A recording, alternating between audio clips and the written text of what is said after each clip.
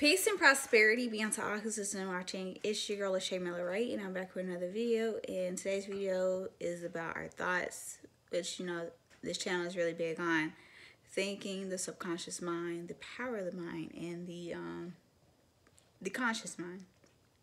You have three parts to your brain, but you have one that's always working. This video is specifically on our thoughts and how thoughts are the indication of who we are today. Everything you ever thought of, everything you ever thought you were, everything you thought you can be, everything you ever thought everything you place value on, like importance of what people said, whether it was negative or good, plays a great, huge part to who you are today and where you are now. If those seeds of doubt that your parents put into you when you were a child are something that you've deceived yourself to believe, though it's not true. You're an amazing person, no matter what people say about you, right? So if you learn to believe things are not true, you grow up to be things that you don't naturally want to be or don't intend to be. A lot of what we think of ourselves, a lot of what we think in our hearts about ourselves, our shame, our self-hatred, things like that, right? We're not enough. We're not enough to be this. We're not enough to start the business. We're not enough to be that person, right? The doubts, negative content that we created on live stream in our brains and our minds, constantly streaming, telling us that we're not worth enough. We're not enough to do these things, which isn't true. But when you constantly create doubts and the notion that you cannot, or it's impossible, or it will never happen. When you create these things in your mind, you create instant doubt. You always be anxious about things. You always be doubtful. You always dread things. You always feel like you're not good enough or not worthy because of the seeds that they're in your heart, right? Because, seeds are planted in our hearts. They transpire and grow in our minds. And then these things we think out become our perspective. And also, our perspective becomes our reality.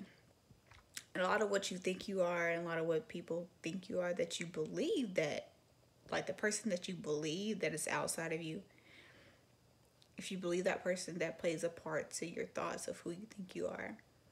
And you have to work on your self-image, the way you want to be perceived in your own mind, right? The way you look at yourself. Who's this person that you want to be, and how do you want to carry yourself? Make sure that the reality that you're perceiving, your perspective, right, is the reality that you actually want to live. And if it's not, I today hold you accountable to change the reality, to show up the way you want to be seen, loved, heard, and felt. And if you're not doing that, I suggest you start.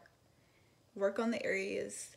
Don't spend your whole life trying to get your life together. Because if you're spending your whole life trying to get life together, you'll miss out on your whole life. I heard this the other day.